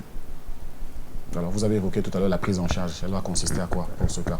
La prise en charge dépend du diagnostic qu'on va trouver. C'est pour cette raison que le scanner, nous l'avons répété, le scanner est absolument nécessaire. C'est l'instrument de diagnostic le plus approprié. Si c'était même peut-être ailleurs, on ferait non seulement le scanner, mais même la résonance magnétique. Oui. Alors, le cas que nous avons présenté tout à l'heure est celui du jeune ecclésiaste. L'ecclésiaste s'est levé un matin, il a perdu bien sûr les fonctions de ses 4 membres. Depuis aujourd'hui, les contributions sont restées en statu quo, rien n'évolue pour son compte. Raison pour laquelle nous vous le proposons aujourd'hui une fois de plus, afin d'attirer votre compassion vers ce cas, afin de lui accorder un regard de faveur, pour que lui aussi puisse faire le bonheur de sa famille et être réinséré dans la société. Les canaux par lesquels vous pourrez contribuer pour Ecclésiaste, c'est tout simplement les numéros qui sont affichés au bas du petit écran. Un autre cas qui piétine, c'est celui bien sûr de Roger. Roger, lui, par contre, il est paralysé, mais lui, c'est au terme d'un accident de la circulation qu'il a véritablement perdu l'usage de ses membres inférieurs. Voici son histoire, Roger. Les problèmes entre conjoints dans les ménages affectent presque toujours les enfants. Cas de figure ici, à Village, au lieu-dit Bel Air, plus précisément au carrefour Vivre Ensemble. Dans cette partie du 3e arrondissement de Douala, l'histoire du jeune Roger Ndjoko est de notoriété publique. Elle s'est construite autour de sa gentillesse, son altruisme, mais aussi et surtout de son état de santé dont la séparation de ses parents serait à l'origine. Je suis la mère de Ndjoko Roger.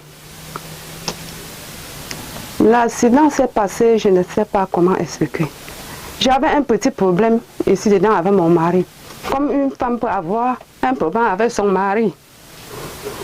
Mon mari est parti à Manjo, nous a abandonnés comme ça. C'était peut-être le 25 novembre 2021. Quand il est parti comme ça, je suis rentrée du marché. Les enfants m'ont dit que papa a ramassé ses habits partis. Quand il a fêté, quand novembre est passé, décembre est passé, jusqu'à le 25 décembre est passé, son fils l'a appelé. Que papa, il y a quel problème qu'on n'arrange pas? Comment est-ce que tu peux aller fêter jusqu'à Nouvelle An, quand Nouvelle An trouve quelqu'un comme ça? Il doit fêter avec sa famille, même s'il n'y a rien. Même s'il n'y a rien à manger, on sait qu'on fête quand même en famille. Son père n'a rien dit. Son père a dit que je vais rentrer.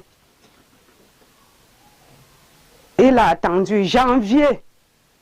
31 décembre, il n'est pas venu. 1er janvier, il n'est pas venu. Nous, on a dormi. Je me suis levée le 3 janvier. Je vois l'enfant est debout. Que maman, je m'en vais chercher mon père. Il y a quoi qu'on ne peut pas arranger? Mon père fait jusqu'à 3 mois dehors. Il y a quoi? Jusqu'à ce que tous les deux fêtes passent. Il ne connaît pas comment ses enfants ont fêté. Il y a quoi? Je vais aller lui chercher. J'ai dit que mon père, tu vas lui chercher. Ton père, c'est un sac de macabo que tu vas arriver, lui porter ses mains attachées sur la moto. Il dit que non, maman, c'est de mon droit. Je vais aller lui chercher. Roger, en tant que notre premier fils, il est le seul comme ça. Il part à Manjo.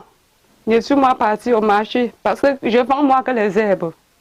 Je suis partie chercher mes herbes. Le lendemain, je suis partie au marché. Dès que je rentre du marché, le même jour qu'il a voyagé, on m'appelle ici à 17 h. Et c'est son père qui a été le premier à m'appeler. Que j'ai compris que Roger a fait l'accident au niveau de Njombe. Va lui regarder. Quand il a appelé comme ça, il a éteint son téléphone.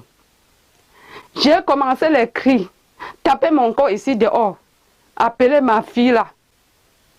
Voilà sa petite soeur là. Elle venait de se marier l'année là. Je l'ai appelée, elle venait même de rentrer de l'école. Je dis que Vanessa, j'ai compris que ton grand frère a fait l'accident, jusqu'à ça ne va pas. Jusqu'à je suis en route en train de partir. Il dit que maman, il te connaît, ne pas seul, pardon. Je vais t'attendre au marché d'Orbassi. Dès que je quitte, j'arrive là-bas. Je me croise avec ma fille, nous on prend la moto. Arrivé au rond-point, il prend mon téléphone, il appelle son père. Le numéro ne passe pas. Je dis que sûrement, comme Manjo est proche de Njombe, peut-être nous on va arriver lui trouver à côté de son enfant. Je quitte là-bas. J'arrive à Njombe à 21h. Mon fils était déjà mort jusqu'à ce qu'on avait déjà mis le drap blanc sur sa tête. Il y a même les photos ici. Ça s'est été courageuse pour filmer. Ça s'est arrivé, on a dit que viens voir, viens remarquer si c'est lui. C'était couvert. Ça s'est parti soulever le drap blanc sur sa tête. Il y avait même le truc blanc qui était sorti. Le boucan que j'ai fait dehors, jusqu'à on a vu, il a tourné un peu sa tête comme ça, on a dit yé. Donc il vivait encore. De 16h à 21h, que l'enfant était déjà mort. Ils ont dit que de 16h à 21h là, il ne réagissait pas, c'est pour cela qu'ils ont couvert. Ça a même pris la photo, c'est ici, dans le téléphone. J'ai commencé à pleurer, ça s'est encore couru de haut, dit maman, il n'est pas mort. Il n'est pas mort, maman. Je dis que ouais, jusqu'à ce qu'il sera encore lui, il est où? Il est où? Il est où? Je commence à pleurer. Je pleure sans voir son père. Je pleure et Manjo est à côté de Njombe. Son père n'est pas passé. Jusqu'à 4 heures, on me dit, madame, ne pleure pas seulement. Il faut chercher l'argent. C'est l'ambulance qui va amener Roger à l'hôpital général de Douala. S'il peut même arriver. J'ai commencé à pleurer. Je pleure, j'appelle ma famille de haut. J'appelle ma famille partout, partout. On m'a envoyé l'argent. J'ai pris l'ambulance. Moi, c'est Vanessa Jomo, la petite soeur de Roger, sa petite soeur directe. Le soir où Roger fait l'accident, j'étais chez moi. C'est vrai que je venais d'ancrer. Je n'avais même pas encore ouvert ma porte. C'est là où je reçois un appel de ma maman. Je laisse le sac devant la porte. Je prends seulement la moto pour la poursuivre au marché. Nous sommes arrivés sur les lieux même, à l'hôpital, au Mont Coupé de Njombe, aux environs de 22h30. Nous sommes entrés. Bon, puisqu'elle était devant moi et moi je la suivais. Quand elle a vu le drap couché, couvert sur Roger, elle s'est évanouie. Donc si je n'étais pas derrière elle, c'est que même elle-même peut-être elle n'est plus aujourd'hui. C'est là où je l'arrête par derrière et on l'amène en salle de soins. On lui fait coucher là-bas. Je m'en vais maintenant voir le médecin. Les gens qui ont dormi de garde pour essayer de voir comment on fait avec lui, la situation. Bon, le médecin qui était là ce jour, ils étaient un homme et une femme. Ils m'ont demandé si j'ai vraiment le courage de recevoir la nouvelle. C'est vrai que j'ai été choquée parce que je pensais vraiment que mon grand frère était décédé. Ils m'ont dit, tiens, ton grand frère n'a pas tenu le coup, mais il a eu une fracture au niveau du dos et ça a touché la colonne vertébrale. Si on ne l'amène pas sur ambulance et si on ne l'opère pas à temps, c'est que ton grand frère ne va plus jamais retrouver ses membres. Il va marcher sur la chaise roulante. Roger sera victime d'un accident de la circulation qui va littéralement lui briser la colonne vertébrale et paralyser ses membres inférieurs. Une fois rendu sur les lieux du drame, sa mère et sa sœur vont s'activer afin de l'évacuer. Après avoir rassemblé un peu de moyens, grâce à la contribution des membres de la famille maternelle, le trajet médical peut être entamé. Nous sommes arrivés ici à l'hôpital général de Douala. On a porté Roger. Toujours la même ambulance l'a amené à Bonamoussadi et faire le scanner. Tout ce qu'on a demandé, on a fait. Tout ce qu'on a demandé, mes soeurs ont saigné. Ma famille enseignait. Ma famille enseignait. Mon mari n'était jamais passé. Jusqu'à ce qu'un jour, peut-être, il y a quelqu'un qui l'a appelé et dit que ton enfant est mort. Après 2 heures du temps, mon mari était déjà à l'hôpital général avec sa famille. Il était déjà là-bas à l'hôpital général avec sa famille. Quand il a trouvé que Roger n'était pas mort, il est encore rentré le même jour. Roger n'était pas toujours opéré. Ma famille s'est battue. Ma famille s'est battue. Moi aussi, j'ai envoyé les coups dans mes réunions que j'ai faites. Le table est passé. Il fallait l'opération. J'ai appelé mon mari ici à l'hôpital général. J'ai mis le caillou dans mon cœur. Je l'ai appelé. Il est venu. J'ai dit qu'il est question qu'on va à la maison. Je veux que mon enfant guérisse. Je ne veux pas qu'il meure. Je ne sais pas ce qu'il est venu à Manjo chercher sans toi. C'est que mon enfant n'est pas parti à Manjo. Il faut qu'on vende la maison. Que je deviens même, ce n'est rien si mon enfant vit. Nous sommes venus vendre la maison. Voilà la maison. On a déjà tapé même 3 immeubles sur ça là. J'ai vendu mon père, croyant que mon enfant devait guérir. Mon enfant n'est pas guéri. J'ai souffert, j'ai fait des tours. J'ai fait des tours. Comme vous me voyez là, papa. On a essayé de faire tout ce qu'on pouvait faire. Nous sommes quittés de l'hôpital de Montcoupé le lendemain matin à 8 h. Parce qu'on avait déjà pu avoir de l'argent pour payer l'ambulance pour le transférer ici. Arrivé à l'hôpital général, nous sommes arrivés aux environs de 11h30 midi. On n'a même pas fait entrer Roger en salle parce qu'il fallait faire le scanner et tout et tout. Nous sommes retournés à Bounamoussadi, toujours avec la même ambulance. On a pu faire les différents scanners proposés par l'hôpital. De retour à l'hôpital, on nous dit que le neurochirurgien qui va opérer Roger est en week-end. Nous devions patienter pour qu'il rentre, vu que c'était un vendredi, un truc de vendredi samedi. Nous avons attendu lundi, il était là. Une semaine après, on a fait l'opération de Roger. On quitte à l'hôpital général pour la maison. Rien ne va toujours. Moi, étant chez moi, je ne dormais pas. Les nuits de sommeil, il va falloir appeler chaque jour. Comment ça va et tout ça. J'ai essayé d'appeler mon papa fatigué, moi personnellement. Lui demander que si c'est la possibilité, si c'est le transport qui manque, je peux t'envoyer le transport pour que tu essayes de venir rester au moins à côté de la maman. Parce qu'elle et la petite soeur ne peuvent pas avoir assez de force pour le tourner chaque fois. Le numéro ne passait pas. Moi, c'est Madame Nyambe Christine, la tante de Ndjonko Roger. Vraiment, nous sommes dans le désespoir depuis 2021 qu'il a eu cet accident. Vraiment, je ne saurais vraiment vous expliquer parce que la douleur est très profonde. Bon, déjà, les médecins là-bas ont interprété en nous disant qu'il y a eu compression. La moelle a été compressée et il devrait falloir qu'on lui passe au bloc opératoire. Après le bloc opératoire, il était question qu'il se remette sur ses pieds. Dans tout l'espoir, avec toutes les dépenses, parce que même tous ces examens-là, c'était toujours nous. On s'est dépensé grandement, on a fait les examens. Quand nous revenons à l'hôpital général, on demande qu'il faudrait qu'on l'opère. Nous avions espoir, on sait que ça va aller. Et il n'y en avait plus d'argent. L'hôpital général a demandé qu'on dépose une caution de 2 500 000. Et n'ayant pas les 2 500 000, qu'est-ce qu'il fallait faire? Et comme il fallait sauver une vie, on a... Voilà, retour à l'antenne après cet élément que nous a proposé la régie sur le vécu de la famille Ndjoko. Lui, c'est Ndjoko Roger, victime d'un accident de la circulation qui l'a rendu incapable de pouvoir jouir de ses membres inférieurs. Ndjoko, aujourd'hui, a commencé sa prise en charge. Revenons tout d'abord sur sa paralysie pour mieux la comprendre en 2-3 mots.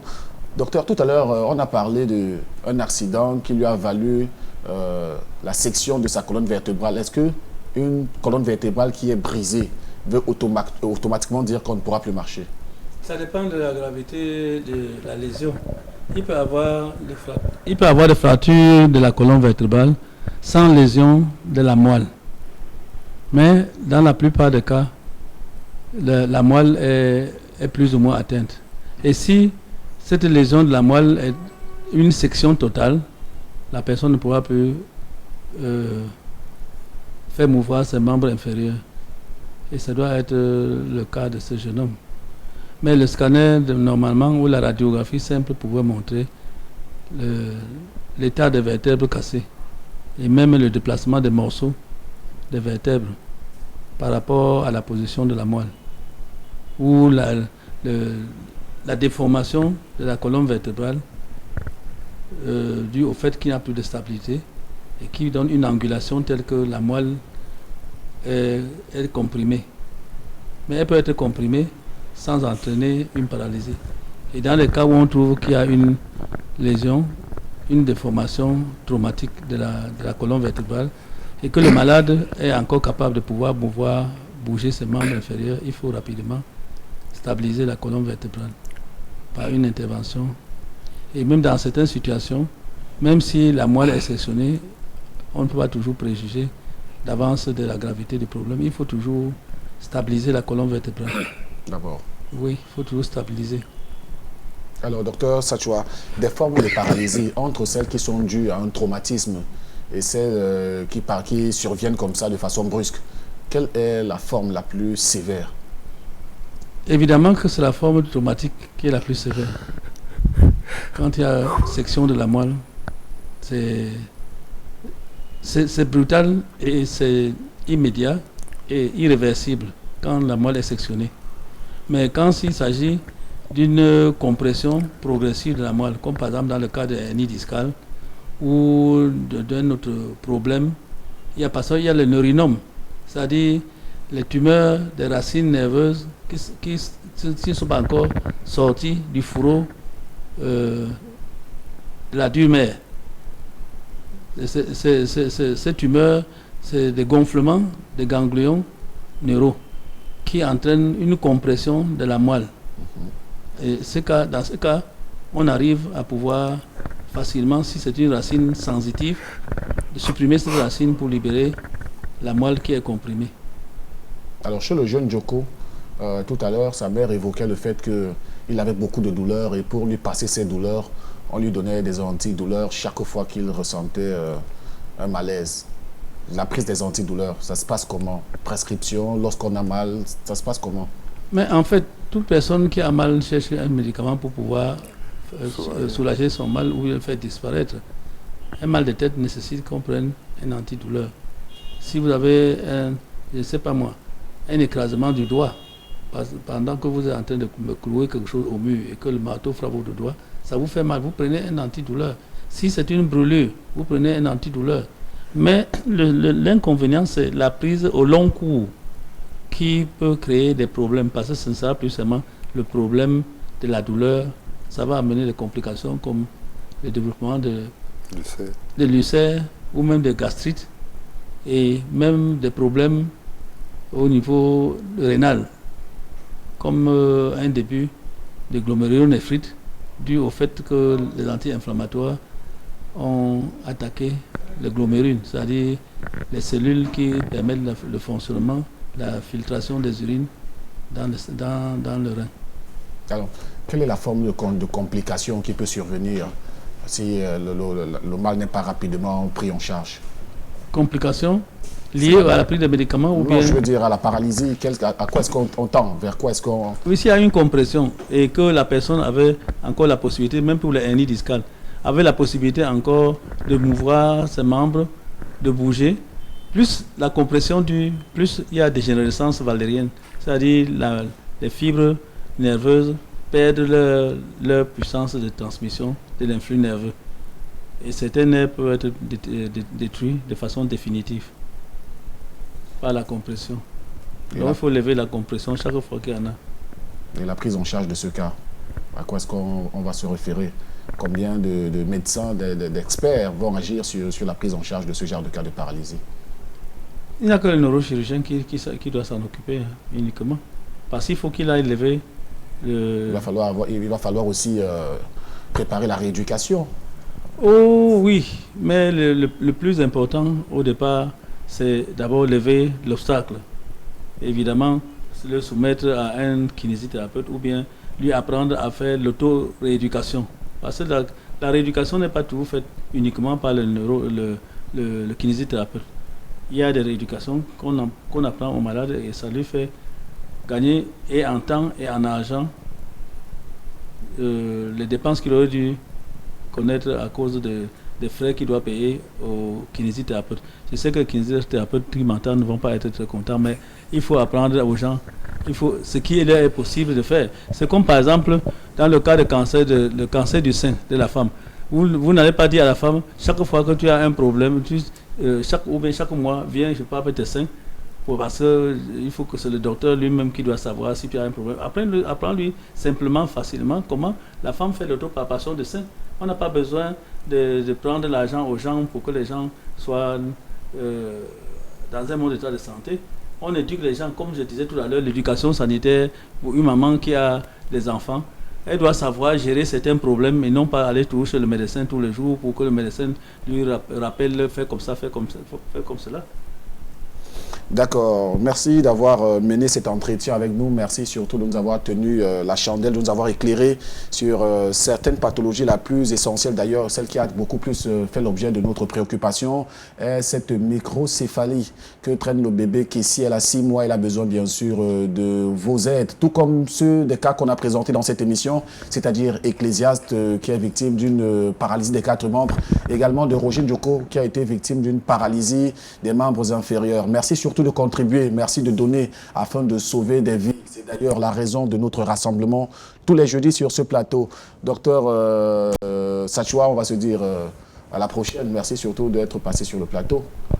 Monsieur Abanda, je vous remercie infiniment parce que au-delà du temps que nous venons ici pour parler, nous gagnons dans un sens, c'est aider la population, éduquer la population et soutenir les malades qui sont dans des situations difficiles et leur donner espoir, et que cet espoir ne soit pas un espoir vain, mais un espoir réel et efficace.